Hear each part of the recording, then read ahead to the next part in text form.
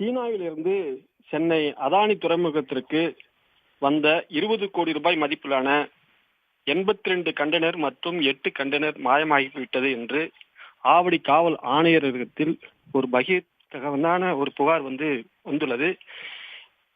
இது குறித்து ஆங்காங்கு நிறுவனத்தின் தமிழ்நாட்டின் சிஇஓ சுப்பிரமணியன் என்பவர் ஆவடி காவல் ஆணையரகத்தில் புகார் அளித்துள்ளார். ஆங்காங்கு நாட்டில் உள்ள தனியார் நிறுவனமான காஸ்மோஸ் லிமிடெட் என்ற தனியார் நிறுவனம் மூலம் சீனாவிலிருந்து காட்டுப்புலி துறைமுகத்திற்கு கடந்த மாதம் 90 கண்டெய்னரில் பிவிசி ரெசின் இறக்குமதி செய்யப்பட்டுள்ளது. சென்னைக்கு கொண்டு வரப்பட்ட அந்த கப்பல் மூலம் கொண்டு வரப்பட்ட அந்த கண்டெய்னர்கள் 90களில் 88 கண்டெய்னர்கள் போலியான ரசீதுகளை கொடுத்து அந்த நிறுவனம் இங்கு தமிழ்நாட்டு சிஇஓ ரிசீவ் செய்யப்பட்டுள்ளதாக ஒரு ரசீது தயார் செய்து அந்த 82 கண்டெய்னர்கள் திருடு செய்யப்பட்டுள்ளதாக புகார் கொடுத்துள்ளார்.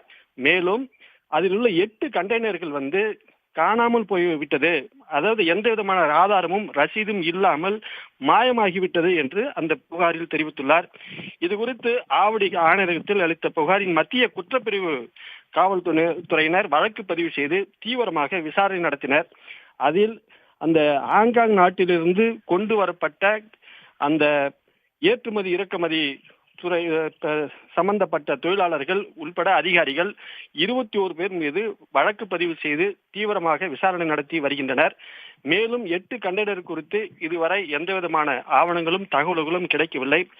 இந்த கண்டெய்னர்கள் அனைத்தும் 20 கோடி ரூபாய் என்று தோராயமாக ஆவடி காவல் ஆணையரகத்தில் வழக்கு பதிவு செய்துள்ளனர். ஆனால் ஒவ்வொரு கண்டெய்னரிலும் சுமார் 10 கோடி ரூபாய்க்கு குறைவில்லாமல் பொருட்கள் இருக்கும் என்றும் அதன் மதிப்பு சுமார் 100 கோடிக்கு குறைவில்லாமல் இருக்கும் என்றும் அதனுடைய அந்த புகார் சம்பந்தப்பட்ட அதிகாரிகள் அந்த தகவல்களாக தெரிவித்துள்ளனர். இது குறித்து ஆவடி காவல் ஆணையரகத்தில் வந்த அந்த புகாரின் அடிப்படையில் தீவிர விசாரணை நடைபெற்றிருக்கிறது. இந்த சம்பவம் பெரும் பரபரப்பை ஏற்படுத்தியிருக்கிறது.